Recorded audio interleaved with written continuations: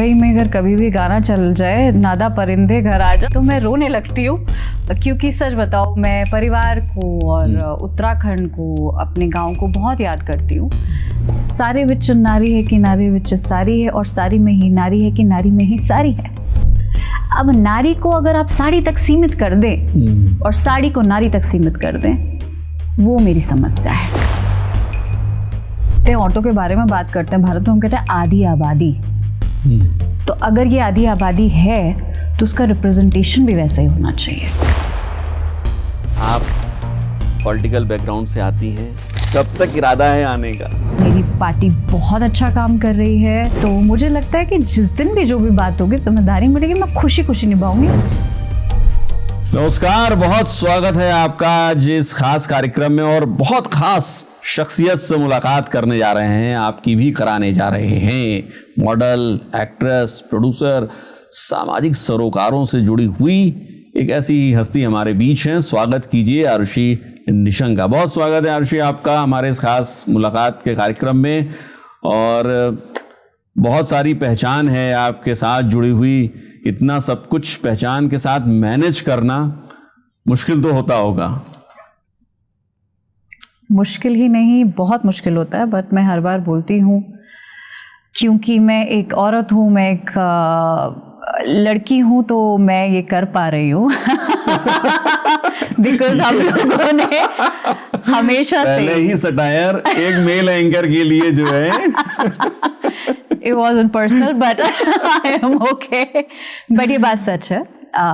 मैं अपने भारत की जितनी भी महिलाएं हैं, हम सभी लोगों ने अपनी माँ को देखा है, बहनों को देखा है। तो द वे वो लोग अपने घर को, अपने परिवार को, बिजनेस को एंड बहुत सारी चीज़ों को एक साथ मैनेज कर पाती हैं, वो आसान नहीं है। बड़ी गंभीर बात है, दर्शकों को भी समझनी चाहिए कि एक महिला ही है वाकई में जो इन सारी भूमिकाओं में एक साथ रह लेती है। पुरुषों के लिए बड़ा मुश्किल है, ये बहुत गंभीर बात है आरुषि जो कह रही हैं। लेकिन आरुषि, अगर हम आपसे जानना चाहें, समझना चाहें, हमारे दर्शक समझना चाहें कि आरुषि को हम किस पहचान के साथ सबसे पहले देखें। एक पहचान मैं बताना भूल गया कि आप डॉक्टर रमेश पोखरियाल निशंक की पुत्री भी हैं, जो उत्तराखंड के पूर्व मुख्यमंत्री भी रहे हैं। वो एक पहचान का एक पहलू वो भी है, उस पर भी चर्चा करेंगे। लेकिन अगर आरुषि से बोला जाए कि पहली पहचान, डॉक्टर निशंक जो कि उत्तराखंड ही नहीं, भारत का सम्मान है। और उन्होंने जिस तरीके से हमारे समाज के लिए, भारत के लिए, कला, संस्कृति, साहित्य में बात करूं, जो उनका कंट्रीब्यूशन रहा है, मुझे वो मेरी पहचान ही नहीं, वो मेरा गर्व है कि मैं आरुषि निशंक हूँ। और मैं हर बार ये बात बोलती हूँ, और मुझे खुशी होती है बात बोलने में, कि निशंक मेरा सम्मान है, मेरा गर्व है, और आरुषि वो मेरी जर्नी है जो मुझे सम्मान तक पहुंचने के लिए तय करनी है। तो I am enjoying to go through that journey, कि मेरी आरुषि का बनने का जो सफ़र है वो कैसा खूबसूरत हो सकता है। और उसमें ये सारी पर्सनालिटीज से मैं मिल रही हूँ, जिन की बात आपने करी है, तो सफ़र अच्छा चल रहा है। अच्छा, एक बात बताइए, जब डॉक्टर साहब का जिक्र आया ही है, आप पॉलिटिकल बैकग्राउंड से आती हैं, फिर ये फिल्मी दुनिया में कदम रखना आपकी दिली इच्छा थी कि कैसे? ये सफ़र थोड़ा सा बताइए हम लोग को। मैं सच बताऊं, बहुत खुशकिस्मत हूँ कि हम लोगों ने जन्म ही ऐसे परिवार में लिया जहाँ पर कला, संस्कृति और साहित्य को बहुत ही तवज्जो दिया गया है। मेरी माताजी जो थी, वो सबको पता होगा कि मेरे पिता जो हैं इस स्टेट के मुख्यमंत्री रहे, लेकिन वो एक गवर्नमेंट स्कूल में टीचर, प्रिंसिपल रही। और उनका एक नियम होता था, उनकी एक साड़ी निकलती थी रात में, जो प्रेस होती थी कि उनको सुबह 9 बजे और 7 बजे स्केड्यूल के हिसाब से अपनी जगह पहुंचना है। और वो कथक नृत्यांगना थी, उन्होंने बहुत किताबें लिखी, वो हिस्ट्री की लेक्चरर थी। पिताजी ने, सब लोग जानते हैं कि 80 से ऊपर किताबों को लिखा है, और उनके काम पर देश और दुनिया में PhDs हुई है। तो मेरा ये सौभाग्य रहा कि मैं ऐसे परिवार में पैदा हुई जहाँ पर मुझे सिर्फ राजनीतिक माहौल देखने को नहीं मिला, बल्कि बहुत सारी चीज़ें एक्सपीरियंस करने को मिली। और मुझे लगता है कि ये मेरी ज़िंदगी का, मेरी पर्सनालिटी का बड़ा कंट्रीब्यूशन जो है ना, वो किस तरीके से हम ग्रो हुए हैं परिवार में, उस पर आता है। और रही बात राजनीतिक परिवार की और बैकग्राउंड और फिर आप फिल्मी करियर वो बहुत ज्यादा अलग है नहीं, ऐसा लगता है नहीं mind what I am saying, वो बहुत ज्यादा अलग है नहीं, क्योंकि कई बार हम भी जब फिल्म इंडस्ट्री में बैठे होते हो तो हमको लगता है कि कम से कम राजनीति के लोग बोलते तो है कि हम राजनीति में है। तो हर जगह पॉलिटिक्स हर जगह है। और इंटरेस्ट की बात कहूँ तो मैं कथक नृत्यांगना रही हूँ और 15 से ज़्यादा देशों में मैंने प्रस्तुतिकरण किया। मैं आईसीसी और दूरदर्शन की ग्रेडेड आर्टिस्ट रही, मैं नमामि गंगे की प्रमोटर रही, और ये मेरी पहली पहचान है। और इंटरेस्ट वो परिवार ने हमेशा से, हम लोग को, हम तीनों बहनें भी अपने अपने क्षेत्रों में काम कर रही हैं, तो वही बात है कि सम्मान की बात है कि हम ऐसे परिवार में पैदा हुए हैं और जो जर्नी हम तय करना चाहते हैं अपनी पर्सनालिटी के हिसाब से, ये टेबल है, we all are picking from this table कि किसको क्या बनना है। कथक के बारे में कुछ बताइए, कथक कौन सा घराना है और कहाँ से दीक्षित हुई आप और कैसे ख्याल आया? अब मुझे तो समझ में आ गया कि आपकी मदर चूँकि कथक नृत्यांगना थी, तो शायद मुझे लगता है वहीं से आपने ये जर्नी शुरू की, आपके दिल में भी आया कि मैं भी Kathak. Of course I would से कि उनका बहुत बड़ा कंट्रीब्यूशन है मेरे आर्टिस्टिक लाइफ में। और मैंने शुरुआत करी थी लखनऊ घराने से, सॉरी जयपुर घराने से मेरी शुरुआत हुई, क्योंकि मैं वनस्थली विद्यापीठ पढ़ी हूँ जो कि राजस्थान में है, और वहाँ हमें सिर्फ खादी पहनना होता था, और वहाँ हम तलवारबाजी से लेकर हॉर्स राइडिंग सब कुछ वहाँ हमने सीखा। तो ये जो प्राउड वुमनहुड है वो हमने वहीं से लिया है। तो कथक की शुरुआत ऐसे हुई, और मेरी दीक्षा जब मैं 8th स्टैंडर्ड में थी तब से मैं कथक सीख रही थी। मुझे लगता है कि हम सभी लोग, ये बहुत आपके ज़रिए मैं बहुत सारे दर्शकों को बताना चाहूँगी कि काफ़ी बार होता है कि राजनीतिक परिवारों के बच्चों को लेकर लोगों में बहुत क्यूरियोसिटी होती है कि अरे दे आर प्रिविलेज्ड, उनको इतना कुछ मिला है। नहीं, सही है, मिला है, हम प्रिविलेज हैं, हम सिल्वर स्पून के साथ पैदा ज़रूर हुए हैं, पर बहुत सारी चीज़ों में जो पर्सनालिटी डेवलप होती है धीरे धीरे, वो कई बार सप्रेस भी होने लगती है, क्योंकि हर बार आपको एक सर्टेन तरीके से देखने की आदत होती है। हो सकता है आज शायद जब मैं आपके स्टूडियो में वॉक कर रही हूँ तो आपको लगा होगा कि मैं शायद कुर्ता या कुछ खादी का पहन के आऊँ, आई डोंट नो। तो एक जो बॉक्स है वो राजनीतिक परिवार के बच्चों को देखने का एक जो तरीका है, वो कहीं ना कहीं हम लोगों के मन पे भी एक वो स्कार भी हो सकता है, वो एक बर्डन भी हो सकता है। तो एक बस्ता आपको बचपन से दे दिया जाता है। बहुत बड़ी बात कह रही हैं। तो और लोग जब वो रेस दौड़ रहे होते हैं ना, तो उनके पास वो बस्ता नहीं होता है, लेकिन हम वो बस्ता लेके दौड़ रहे थे। तो अगर आप प्रिविलेज, हमारा वो बस्ता है जो हमको उस रेस खत्म करने तक लेके चलना है। तो इट इज़ ब्यूटिफुल। इस समय में अगर आप एक्सप्रेशन के किसी फील्ड में आ जाते हैं, आप कथक में, आप एक्टिंग में हैं, तो वो आपको मदद करता है एक्सप्रेस करने में। तो आपकी जो घुटन है, कई बार आपका प्रेशर है, तो वो एक बहुत ही क्रिएटिव एंड पॉजिटिव तरीके से रिलीज होता है। तो मैं सभी को सजेस्ट भी करती हूँ कि आपके जो बच्चे, डजंट मैटर आप किस प्रोफेशन से बिलोंग करते हैं, अपने बच्चों को क्रिएटिव फील्ड में ज़रूर डालिए, क्योंकि उससे उनकी पर्सनैलिटी में जो है वो अच्छा एनहांसमेंट और डेवलपमेंट होता है। मुझे लगता है कि कला को लेकर आपकी जो सोच है, आप ही से पूछते हैं, कला को आप जीवन के लिए कितना अहम मानती हैं? बहुत। मैंने जैसे कहा, मेरे ग्रोइंग ईयर्स हों, चाहे मैं जब बड़ी हो गई हूँ, क्योंकि एक बहुत बड़ा टैबू है कि पहले तो लड़की और फिर विदेश ट्रैवल करना। तो मैंने 15 से ज़्यादा देशों में अकेले ट्रैवल किया है और मैंने परफॉर्म किया है। तो मुझे वहाँ की हिस्ट्री का जानना, और वहाँ मैंने क्योंकि परफॉर्म किया है, तो आप इंटरनेशनल आर्टिस्ट से मिलते हैं, तो आपका दिमाग खुलता है, आपका विजन खुलता है। आप देखते हैं, ओ अच्छा, यूरोप में लोग कचरा जो है वो डस्टबिन में ही डालते हैं, जस्ट सेइंग इट। तो आपका दिमाग और एपर्चर खुलता है। वो तभी हो पाता है कि जब आप कला के किसी क्षेत्र में होते हैं। जैसे मैं लिखती हूँ, मेरी 2 पोएम कलेक्शन पब्लिश भी हुई, और मैंने बहुत छोटे से लिखना शुरू कर दिया था, क्योंकि अगेन मेरे माता पिता जो दोनों थे वो राइटिंग काफ़ी करते थे, और काफ़ी साहित्य में मेरा घर जो है वो बहुत समृद्ध था। तो वो भी मैं जो है वो लिखती थी, तो मेरा मीडियम ऑफ एक्सप्रेशन बना, जिसके ज़रिए मैंने हिमश्री फिल्म्स जो है वो पहला डिज्नी हॉटस्टार का जो हमारा शो आया था, उसके काफ़ी कैरेक्टर्स मैंने खुद से लिखे थे क्योंकि वो मैंने एक्सपीरियंस किए थे, तो मुझे कहीं ना कहीं उन चीज़ों ने जिस तरीके से मैं ग्रो हुई मुझे मदद करी है। कथक मैं थोड़ा सा जानना चाहता हूँ, कथक में कई मुद्राएं होती हैं। जयपुर घराने की बारे में मैं नहीं जान पाता हूँ बहुत ज़्यादा, लेकिन जैसा मैंने बनारस घराने, लखनऊ घराने को देखा, लखनऊ में बड़ा श्रृंगार और नजाकत के साथ बड़ी मुद्राएं होती हैं। बनारस घराने को मैं देखता हूँ, जब कथक के आर्टिस्ट सितारा देवी को हम लोग देखा करते थे तो वो बड़ी सादगी सात्विकता के साथ आती थी। कोई वो ख़ास मुद्रा जो आरुषि को बहुत पसंद हो कथक में?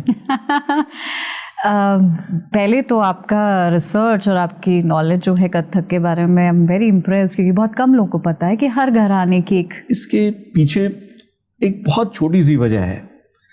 जिस शहर से आता हूँ उस शहर का नाम बनारस है। अरे वाह। तो उस शहर में हर एक शख्स को पता है कि संगीत क्या है, ताल क्या है, तीन ताल क्या है, आप क्या गा रहे हैं, क्या बजा रहे हैं, आपका सुर लग रहा है कि नहीं लग रहा है। आप कल्चरली लिटरेट हैं already, I would say that.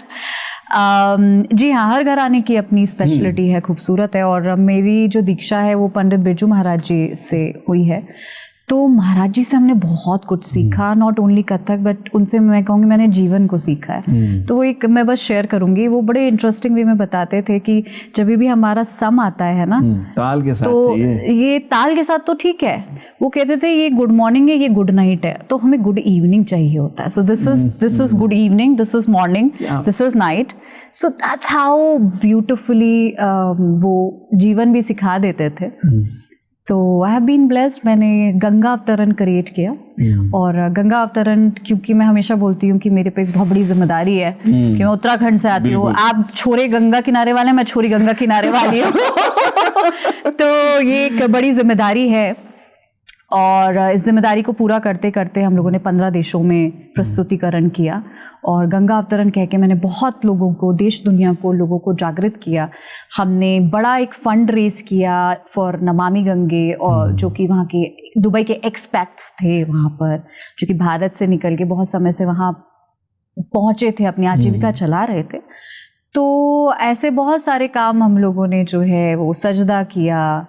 तो या it was a interesting journey. मेरे से जितना हो सका मेरी कला के माध्यम से मैंने हमेशा, अभी भी तो आप जुड़ी हैं स्पर्श गंगा के माध्यम से, जी, गंगा की सेवा करी रही हैं आप। जी, तो स्पर्श गंगा पिताजी द्वारा शुरू किया 2008 में, और उन्हीं के विजन को हम आगे बढ़ा रहे हैं। और आज पूरे देश और दुनिया से करीबन 5.5 लाख लोग इससे जुड़े हुए हैं। और मैं यूनाइटेड नेशन एनवायरनमेंट बॉडी की भी गुडविल एम्बेसडर हूँ। हम लोगों ने यूनेस्को हो, हमने नमामि गंगे हो, ऐसे बहुत बड़ी बड़ी संस्थाओं को अपने साथ जोड़ा है।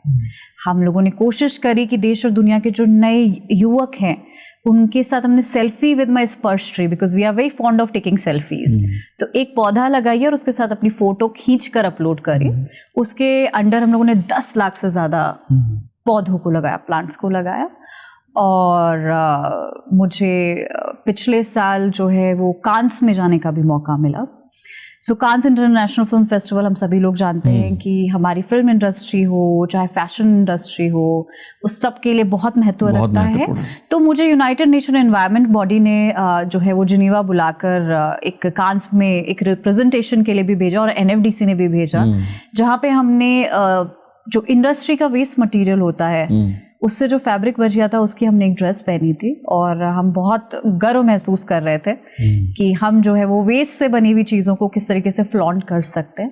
और बड़ा अच्छा एक्सपीरियंस रहा, काफ़ी लोगों ने सराहा। स्पर्श गंगा की जर्नी तो मुझे लगता है कि बहुत लंबी है अभी आप लोग के लिए, क्योंकि जो सूरत हाल हम लोग बदलना चाहते हैं, मैं भी चाहता हूँ, वो आप भी चाहती हैं कि जो सूरत हाल है व्यवस्था गंगा को लेकर, गंगा ही नहीं वो तमाम नदियों की व्यवस्था को हम जो बदलना चाहते हैं, जो पूरा इकोसिस्टम उसको बदलना चाहते हैं, यात्रा बहुत लंबी है अभी। I agree. और मैं हमेशा कहती हूँ कि रोम एक दिन में नहीं बना था। गंगा को भी एक दिन में साफ करना आसान नहीं है, उसमें समय लगेगा। और सबसे बड़ी बात जो है मुझे लगता है जिसके लिए हम सभी लोगों को बहुत जागरूक होने की जरूरत है, वो है सिविक सेंस। एजुकेशन सिर्फ इस बात के लिए ज़रूरी नहीं होती कि आप डिग्रीज करें, बट ये बात के लिए ज़रूरी होती है कि जो रिसोर्सेज हैं, आप और हम पानी पीते हैं, आज हम लाइट में बैठे हैं, आज हम स्टूडियो में बैठे हैं, ये रिसोर्सेज इन्फिनाइट नहीं है। ऐसा नहीं होगा कि ख़त्म ही नहीं होंगे, भगवान की कृपा बरसती रहेगी और पानी भी आता रहेगा और इन्वायरमेंट और हवा भी अच्छी मिलती रहेगी, ऐसा नहीं होने वाला। तो स्पर्श गंगा जो है वो कोशिश ये कर रहा है कि किस तरीके से हम सबको बता सकें कि हमारे पास एक ही प्लैनेट है और हमें इसे बचाना है, और अगर हमें लंबा और अच्छा जीवन जीना है तो हमें जो है वो एनवायरनमेंट की चिंता भी करनी पड़ेगी। आज हम लोग हवा खरीद रहे हैं, आप एयर प्योरीफायर्स से जो आप हवा साफ कर रहे हो वो आप हवा बिल्कुल खरीद रहे हैं अपने जीवन के लिए। स्वच्छ हवा हम खरीद ही रहे हैं एक तरीके से। सो ये this is the concern, and मुझे लगता है कि बहुत ज़रूरी है कि यूथ और जो युवा लोग हैं, क्योंकि वो खुद जागृत हैं, एंड जिस दिस जेनजी की हम बात कर रहे हैं, दे वेरी अलर्ट। एंड मुझे बड़ी खुशी होती है क्योंकि हमने दिल्ली यूनिवर्सिटी के 40 कॉलेजेस को भी जोड़ा है।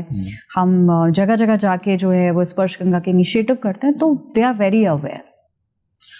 इतनी देर से मैं बात कर रहा हूँ आपसे, लगभग 15-20 मिनट के करीब हो गए हैं।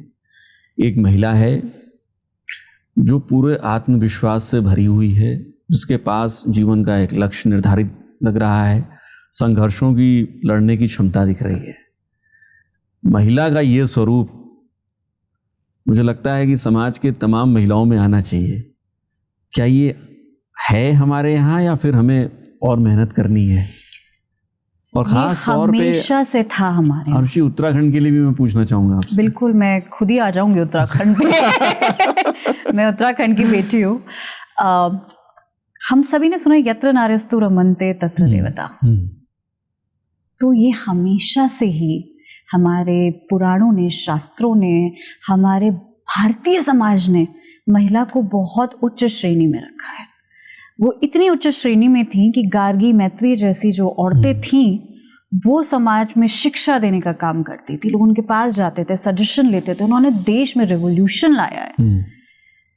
धीरे धीरे जब समाज में कुरीतियां आने लगती हैं, और वो कुरीतियां आते आते क्या होता है ना कि वो एक औरत को देखने का एक तरीका हो जाता है। तो मैं हमेशा कहती हूँ कि सारे विच नारी है कि नारी विच सारी है, और सारी में ही नारी है कि नारी में ही सारी है।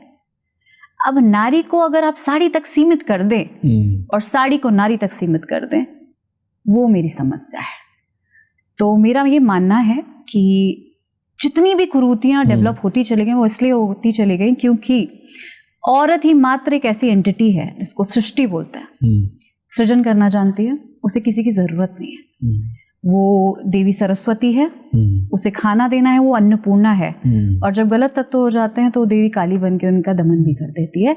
तो समाज को इसी बात से डर लगता है, और इसीलिए हमारे देश में और विदेश में भी, ये हमारे सिर्फ देश की बात नहीं है, पूरे विश्व की बात है, हमेशा औरत की क्षमताओं पर क्वेश्चन किए गए, डाउट किया गया, क्योंकि वो डाउट औरत की सक्षमता पर नहीं था, बल्कि अगर औरत सच में पावर में आ जाएगी तो फिर आदमियों का क्या? इस बात पे डाउट था।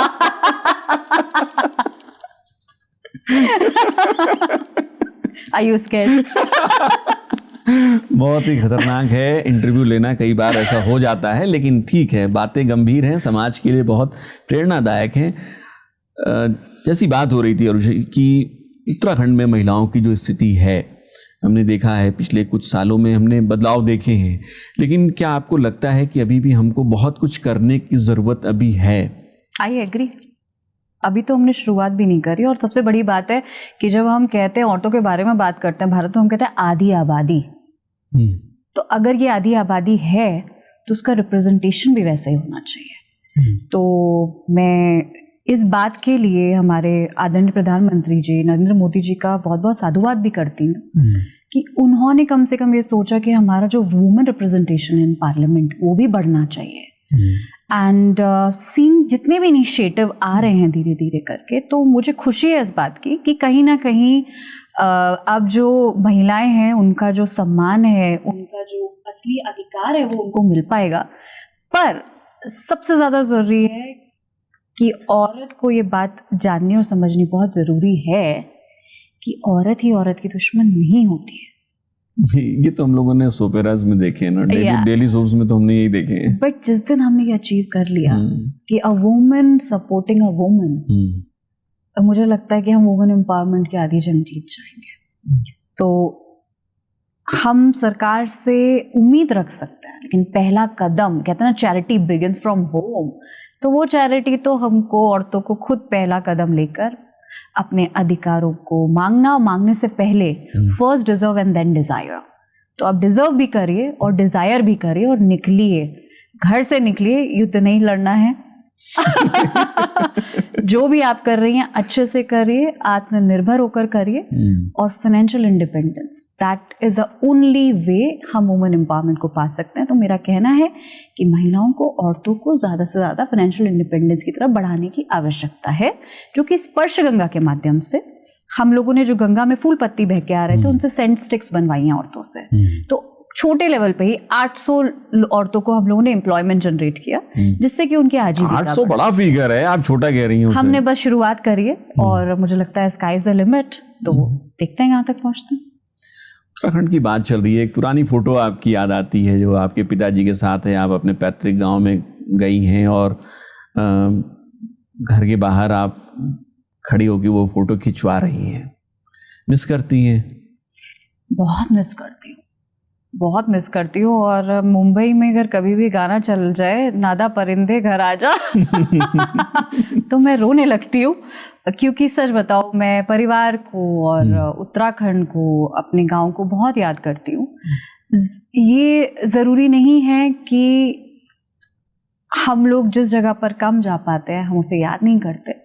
सबकी अपनी अपनी जो है वो लिमिटेशन है, क्योंकि मुझे लगता है कि मुझे भी इतना सक्षम बनना है कि कल की डेट में मुझे उत्तराखंड के लिए और मेरे भारत के लिए मुझे कुछ बड़ा कंट्रीब्यूट करना है। तो शायद वो कहीं ना कहीं हमारी एक कंट्रीब्यूशन है, वो एक हमारा त्याग समझ लीजिए। त्याग बहुत बड़ा वर्ड है, बट छोटा कम डिग्री का त्याग है कि हमने अपना घर परिवार छोड़ा है और हम विदेशी समझिए मुंबई में बैठ के काम कर रहे हैं, या हम जगह जगह अलग स्टेट्स में जाके काम कर रहे हैं, हम उत्तराखंड में काम कर रहे हैं, ताकि हम अपने राज्य के लिए और देश के लिए। लेकिन ये जो हमारे जो उत्तराखंड की महिलाएं हैं वो देख रही होंगी, वो तो सोच रही होंगी अरे ये तो मॉडल बन गई, हीरोइन बन गई, प्रोड्यूसर बन गई, बड़ी बड़ी बातें कर रही हैं वहाँ पर। इनको काहे का दर्द होता होगा? इनको कौन सा दर्द गाँव की याद आती होगी? ये आती है। Grass looks always greener on other side. और मैं जैसे आपके पॉडकास्ट शुरू करने से पहले मैंने बोला कि हाँ हम प्रिविलेज है, उस बात को मैंने कभी झुटलाया है ना मैं आज झुटलाऊंगी। बट प्रिविलेज तो हमारे बहुत बड़े बड़े स्टार्स के स्टार किड्स भी थे, मैं नाम नहीं लेना चाहूंगी। ऐसे बहुत लोग थे जिनको प्लेटफॉर्म मिला बट वो परफॉर्म नहीं कर पाए। तो प्रिविलेज होने का मतलब ये नहीं होता। और एक ये नेपोटिज्म एक नया वर्ड निकला है, बड़ा फैंसी वर्ड है। मैंने सोचा था शुरू में पूछूंगा, लेकिन पूछे ये मैं तो सवाल सी क्या होता है ना, जब आपसे रिपीटेटिव सेम बात पूछी जाती है तो ये हमारे लिए भी एक अच्छी जर्नी होती है, बिकॉज हम अपने आप में खुद सोचने की कोशिश करते हैं, ओ अच्छा हम नेपो किड हैं। तो मुझे समझ में आया कि जब मैं मुंबई गई तो मेरा कोई बाप दादा तो था नहीं वहां पे, इसीलिए मैंने नहीं पूछा कि पिताजी आपके, मुझे नहीं लगता कि वो अच्छा वहां मैं नेपो नहीं हूँ बिल्कुल, और मैं यहाँ आते ही नेपो किड हो जाती हूँ। तो मेरी जर्नी बड़ी लंबी गई ये समझने में कि मैं हूँ कौन, मैं हूँ कौन। क्योंकि जहाँ मेरा मेरा मेरा मेरा व्यापार है, जहाँ मैं काम करना चाहती हूँ, मेरी कर्मस्थली मुंबई है क्योंकि मैं प्रोड्यूसर हूँ, मैं एक्टर हूँ, वहाँ मुझे ये चीज़ जो है वो मदद नहीं कर रही है, उल्टा बैकलैश कर रही है। आज भी इंडस्ट्री के बहुत सारे लोग मुझसे नहीं मिलना चाहते हैं क्योंकि उनको लगता है कि मैं एक सर्टन आइडियोलॉजी से आ रही हूँ, एक सर्टन थॉट से आती हूँ, वो एक फ्रेम बन गया है। तो ठीक है, कोई प्रॉब्लम नहीं है। मैं खुद कहती हूँ कि हमें बहुत ग्रैटिट्यूड है, हमें बहुत ज़्यादा जो है वो भगवान को हम हर रोज़ बहुत बहुत धन्यवाद करते हैं कि हमें ऐसे परिवार में पैदा किया, हम सक्षम हैं और हमें और काम करना है। लेकिन जर्नी हर किसी की अलग अलग होती है और मेरी जर्नी वो है, तो शायद मैं चैलेंजेस समझा भी नहीं पाऊंगी क्योंकि वो बहुत यूनिक चैलेंजेस होते हैं और सोल्यूशन भी यूनिक होता है। तो हमारी जो जर्नी है वो थोड़ी सी यूनिक है पर खूबसूरत है। उत्तराखंड को लेके कोई फिल्म बनाने का मौका मिले तो क्या कुछ थॉट है, प्लॉट है कुछ दिमाग में? हम ऑलरेडी काम कर रहे हैं। ओके। और मैंने जो पहला शो हमने जो पहला शो बनाया वो हम डिज्नी हॉटस्टार से कमीशन शो लेकर आए। कमीशन का मतलब होता है जब आपको पूरा का पूरा पैसा लिखने से लेकर शूट का, रिलीज का पूरा इंटरनेशनल प्लेटफॉर्म देता है। Hotstar is a very big platform और हमने वो शो उत्तराखंडियों पे बनाया। और एक बहुत अच्छा बड़ा बजट का ये शो था जो कि डिज्नी प्लस हॉटस्टार पे रिलीज हुआ, जो कि अब जियो स्टार पे लाइफ हिल गई। और वो शो रिलीज करते लाइफ हिल गई जी, हिल गई हिल गई, अच्छा हिल गई, ओके, मुझे लगा हिल गई। Both watch the show. तो हमने लाइव हिल गई बनाया, वो शो बहुत अच्छा और मैक्स पे बहुत अच्छी रेटिंग आई और इसकी वजह से हमें अमेजॉन प्राइम का शो मिला। फिर हमें अमेजॉन मिनी के 3 शो मिले जो हमने रिलीज भी कर दिए हैं, आप देखिए जाके प्लेटफॉर्म पे। फिर हमें जी स्टूडियो की एक फिल्म मिली। ऐसे ही हम लोगों ने धीरे धीरे एक्सपेंड किया और बहुत सारे प्लेटफॉर्म पे हम काम कर रहे हैं। लेकिन जो मोस्ट एक्साइटिंग प्रोजेक्ट हम लेकर आ रहे हैं उसका नाम है अचिरी। और ये उत्तराखंड के परियों की कहानी है। वाह। और अच्छा, हाँ, आचरी की कहानी हम लोगों ने सुनी है जो, बिल्कुल बिल्कुल। तो हमारे दिल में और दिमाग में बात है कि हमारे उत्तराखंड में इतनी खूबसूरत लोक कहानियां, लोक कथाएं हैं, हम उन पे ही काम करना चाहते हैं। तो यही नहीं, इसके आगे आने वाले समय में भी कम से कम 5 पिक्चरों की एक स्लेट हम जारी कर रहे हैं, जिसमें बड़े स्टूडियोज हमारे साथ आकर और यहाँ पर शूट होगा। और जब शूट होता है तो मुझे बताने की ज़रूरत नहीं है कि एक स्टेट का रेवेन्यू कितना अच्छा जनरेट होता है और मेरे लोगों को एम्प्लॉयमेंट मिलेगा, उनको एक प्लेटफॉर्म मिलेगा, यहाँ के एक्टर, यहाँ के सिंगर्स, यहाँ के लोगों को रोजगार मिलेगा, जो कि शुरुआत हम ऑलरेडी 2 साल पहले कर चुके हैं। तो ये कोशिशें हैं। आरुषि गढ़वाली बोल लेती हैं? मैं मत बुलवाइए मुझसे, क्योंकि मेरे मुंह से थोड़ी सी वो फॉरेन लैंग्वेज लगती है, तो जो कि है नहीं, पर मैं समझ लेती। लेकिन अगर बोलना हो कि लाइफ हिल गई देखना है तो गढ़वाली में बोलना। मैं बस आपको एक चीज बोल सकती हूँ गढ़वाली में, क्या कंतब। चलिए कोई नहीं, अब थोड़ा सा चूंकि बहुत लंबा नहीं करेंगे, एक ऐसा पहलू है, थोड़ा सा इसको अलग वो देते हैं, पॉलिटिक्स और आरुषि, इरादा क्या है? इसलिए पूछ रहा हूँ क्योंकि डॉक्टर निशंक की बेटी बगल में बैठी हैं, मॉडल प्रोड्यूसर हैं, आप पॉलिटिकल बैकग्राउंड से आती हैं। कब तक इरादा है, मैं पूछ नहीं रहा हूँ कि आना है या नहीं, कब तक इरादा है आने का? हम कब देख रहे हैं? Most expected question, I am not surprised. पर मैं एक बात शेयर करना चाहूँगी आपके माध्यम से। हमारे पिताजी ने एक चीज़ हमें सिखाई है, डॉक्टर निशंक ने। जब वो मुख्यमंत्री हुआ करते थे तो एक दिन मैंने रैंडमली जाकर उनसे बोला कि मुझे और मेरी बहनों को, मेरी 2 बहनें, हम जाके पिक्चर देखना चाहते हैं। ओके। तो उन्होंने कहा अच्छा जाओ। तो हमने कहा हमें VIP टिकट्स चाहिए। तो उन्होंने कहा अच्छा तुम्हें क्यों चाहिए? मैंने कहा क्योंकि हम आपकी बेटी हैं, आप CM हैं। ना CM कौन है? मैंने कहा आप। तो टिकट तुम्हें क्यों मिलेंगे? खुद जाओ, मम्मी को लेकर जाओ। तो अकेले हम नहीं जाते थे कहीं भी। मम्मी को लेकर जाओ, मामा को लेकर जाओ, बहनों को लेकर जाओ, टिकट खरीदो और खरीद कर वहां बैठो। तो हमारी स्कूलिंग ये रही है। और वो दिन था जिस दिन हमें ये बात समझ में आ गया था कि हमारे को कुछ प्रिविलेज हैं और बहुत ज्यादा बैगेज है। तो प्रूव तो पहले खुद करना पड़ेगा कि आप किसी भी जगह के लिए आप सक्षम हैं और आप उस जगह को ट्रूली डिजर्व करते हैं। इसके लिए ये जो मेरी जर्नी है वो थोड़ी लंबी जरूर है, पर again I say first deserve and then desire. तो मैं अभी डिजायरिंग फेज में नहीं हूँ, बिल्कुल भी नहीं हूँ। मैं डिजर्विंग फेज में हूँ और मैं और डिजर्व करना चाहती हूँ। बाकी मेरी पार्टी बहुत अच्छा काम कर रही है। हमारे प्रदेश में इतनी अच्छी और सुचारू सरकार चल रही है। धामी भैया हम सबके बहुत फेवरेट है। तो मुझे लगता है कि जिस दिन भी जो भी बात होगी, जिम्मेदारी मिलेगी, मैं खुशी खुशी निभाऊंगी। बट मैं अभी डिजर्विंग फेज में हूँ। जवाब मिल गया। जवाब मिल गया। और कुछ अब अंत कर रहे हैं, कुछ 1 लाइनर सवाल हैं आपके लिए। अगर आरुषि निशंक एक दिन के लिए मुख्यमंत्री बन जाएं तो 2 या 3 फैसले वो कौन से सबसे पहले लेना चाहेंगी? That's very random. Okay. मुझे लगता है कि मैं स्टेट का जो टूरिज्म है उसको और अच्छा सशक्त करना चाहूँगी। मैं सर्टनली ऐसी पॉलिसीज लाना चाहूँगी जहाँ पर महिलाओं को लेकर एक सर्टन आरक्षण हो, जहाँ पर एक reservation is a wrong word, और उनको और प्रमोशन कैसे मिल सकता है, जो महिला उद्यमिता भी कर रही हैं, जो लोग बिजनेस में हैं, उसको भी आगे कैसे बढ़ाया जा सकता है। और जो मेजर मुझे लगता है कि हमारे स्टेट की इकनॉमी को बढ़ाने के लिए कौन से नए इनिशिएटिव हो सकते हैं, हम कैसे कौन सी बड़ी कंपनीज को लाकर यहाँ पर, क्योंकि हर कोई उत्तराखंड आना चाहता है, तो वो हम कैसे कर सकते हैं जिससे ज़्यादा से ज़्यादा मात्रा में लोगों को रोज़गार मिल सके। और यहाँ की जो सबसे बड़ी समस्या है पलायनवाद, मुझे लगता है कि उसको रोकना बहुत ज़रूरी है, क्योंकि ये राज्य सच में देवभूमि और हर कोई यहाँ आना चाहता है। तो इस देवभूमि को और संरक्षित और सुरक्षित रखने के लिए, पलायनवाद को रोकने के लिए मेरी कोशिश रहेगी। आपको आपके पिताजी से, आपके माताजी से मिली ऐसी कौन सी एक ऐसी सीख है जिसने आपकी जिंदगी बदल दी? मुझे लगता है उन्होंने मुझे यही सिखाया, first deserve and then desire. वो मेरे लिए एक और एक हमेशा मेरी मदर भी बोलती थी कि हम सब बिलीव करते थे, काजन एक शब्द है, एक फिलॉसफी है, जापानीज फिलॉसफी है, जिसका मतलब होता है कंटिन्यूस इम्प्रूवमेंट।